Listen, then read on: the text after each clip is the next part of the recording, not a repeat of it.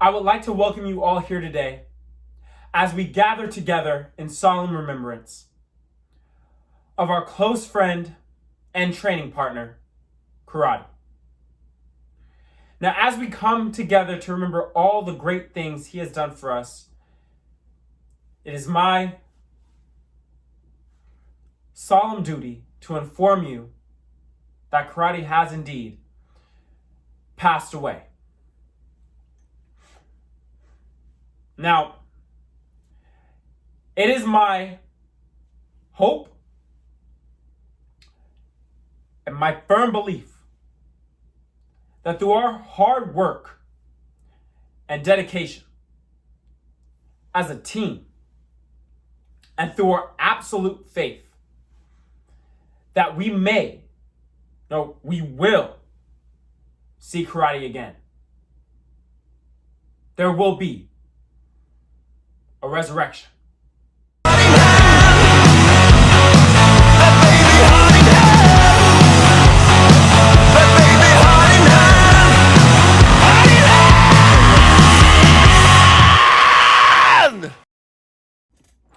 What's up, Strike Team, and welcome back to another episode of Strike Team Official. And now it's time for me to explain to you guys why I came out here in my black suit with my karate tie on and just telling you guys that this martial art that I absolutely love, karate, is actually dead. And let me kind of explain to you guys what I mean when I say that karate is dead. Okay, because I'm not saying that you can't find karate anywhere. Right? You go to any major city, you'll find karate dojos anywhere you're looking. Okay? That's not what I'm saying. What I mean when I say karate is dead is very simple. If you're not growing, you're dying. Have you guys ever heard that phrase? If you're not growing, you're dying. Well, I can say that in most karate schools out there, karate is definitely not growing. Okay? In the majority of places where I have visited to train, I see karate kind of stuck in the mud. Okay, you look at karate and how many schools do you know out there are trying to be picture perfect representations, picture perfect copies of ancient masters. They are stuck in this mindset that you have to be a perfect example of the ancient masters to be legit. Now, I want you to think about how ridiculous that thought process would be in anything other than karate. All right? Let's look at some combat sports, martial arts that are forced to consistently prove themselves in front of people. They are all consistently evolving. Any boxer from 60 years ago will get destroyed by a boxer from today. Okay? Any jiu-jitsu practitioner from the very beginning of Brazilian jiu-jitsu will get destroyed by a competition jiu-jitsu black belt of the same time today if they didn't evolve. Okay? It's very, very simple. MMA fighters from UFC 1 would get slaughtered by UFC fighters of today. You can take it to other sports. Basketball players from 50 years ago will get slaughtered by basketball players of today. Okay? It is very, very simple. Sports evolve. And while karate is often considered the self-defense system, and the foundations of self-defense themselves don't evolve, okay? People are still attacking people the same way they used to if you don't include like guns, you know? But at the end of the day, training methods can evolve. More streamlined, energy-efficient techniques are created. So it is our job, it is the current karateka's job to not get stuck in the mud and not evolve with the times. Now, I am a firm believer that all of the ancient karate katas, okay, all of these karate forms have practical techniques in them for every move, or at least are meant to teach you principles to be put in place for a practical technique. That being said, many people or many schools don't currently know those more practical aspects, or, such as in the case of like Genshin Funakoshi, founder of Shotokan, he purposely moved away from some of the more practical stuff to make it more accessible to the public. But because karate guys have this idea that you must be like that master who created the system, you don't even let yourself evolve and grow and maybe try and rediscover what those true practical aspects of the system were.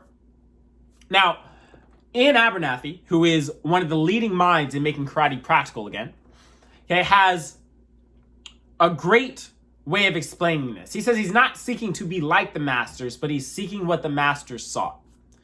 The masters were looking for a way to defend yourself practically, and they will look anywhere for that. The ancient martial art masters cross-trained, they sparred, they worked with other masters and other skill sets.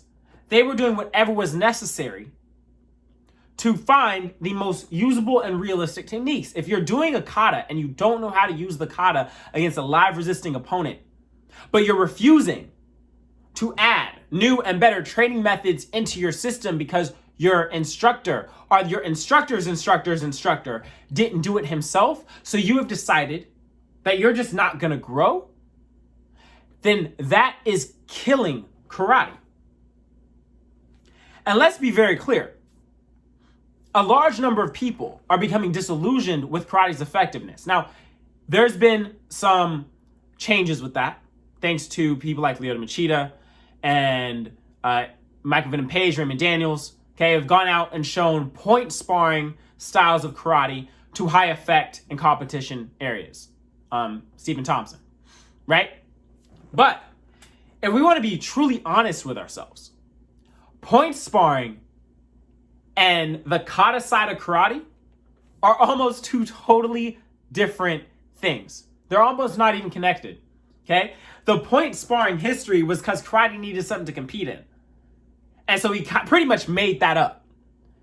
The katas are not connected to point sparring, or at least they weren't originally. Right? A lot of the techniques in the katas are very applicable with grappling and in close competition, which is the total opposite of what point sparring is. So where is it where this, what would be considered traditional karate, where does that come into being practical? Where do you see kata techniques working in real life in self-defense situations, or when you're seeing them in competition situations? Where do you see that?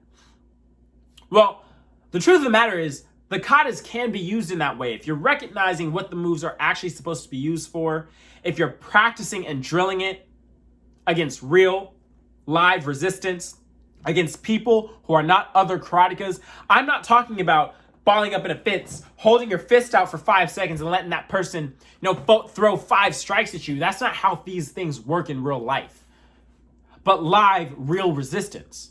Things that would not be considered traditional based on how karate has been practiced for the past 50, 60 years.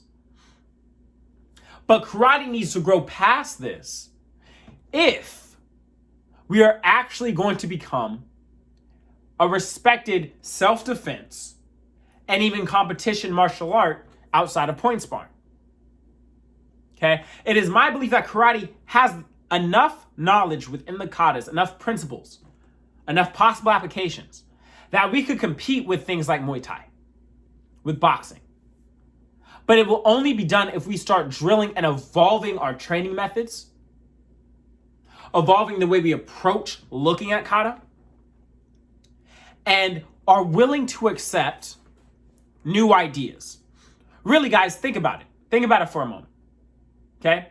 If you look at boxing and a guy figures out a newer, faster way to do a technique, or a jab, a hook, whatever it is, everyone doesn't push him away. They bring it in. They start looking like, oh, that's good, that's working. And because they're consistently competing, everyone starts using that technique until it becomes part of the normal curriculum. Okay? Same in Muay Thai. Someone comes up with a new way to do a kick, everyone will adopt it. No one's pushing away progress. In jiu-jitsu, someone comes out with a new jiu-jitsu technique. In 10 years, everyone's going to know that technique because they absorb, they want progress, they want growth. They don't want to look the same in 20 years. They want to evolve. Now, I'm not saying here in karate we need to change all of our katas and totally wipe them out. That's not what I'm saying. What I'm saying is we need to take those principles, find out how to truly use them against a resisting opponent, and then not be afraid to make it even better, to grow it, to take from other arts, take what is useful, and make it our own. If we're not willing to do this, our art will slowly stagnate. To be honest, it already has stagnated pretty hard, right? And then we'll die. Anyone looking for a realistic way of learning self-defense or competition will not come to karate. Now, that being said, if you are somebody who comes to karate purely for, your idea of the art form is to connect with the past. You're not coming for self-defense or combat. You're coming for that connection to the past and that cultural connection to history. Then this isn't for you. That's a different conversation.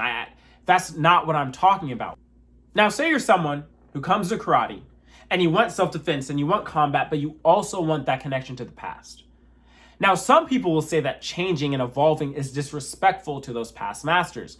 I disagree with that highly. In all these martial arts and sports that I talked about that are evolving, no one disrespects the old masters. Even if they, would be considered outdated today, we still respect their contribution. How many scientists of the past have been proven incorrect, yet we still respect their contributions to what they did to push us forward? No one's out here talking about Galileo and Isaac Newton and Thomas Jefferson and Einstein being idiots because some of their stuff was proven wrong in the future. No. They were thought leaders. They pushed us forward. And that's what we need to be doing here. Pushing forward, growing, and making sure that we don't get left in the dust with these other martial arts who are consistently willing to evolve. It hurts me how often I see black belts who claim to understand self-defense, who claim to be able to understand fighting, but in a sparring situation or a real self-defense situation, they have no idea what to really do. They're filled with theory.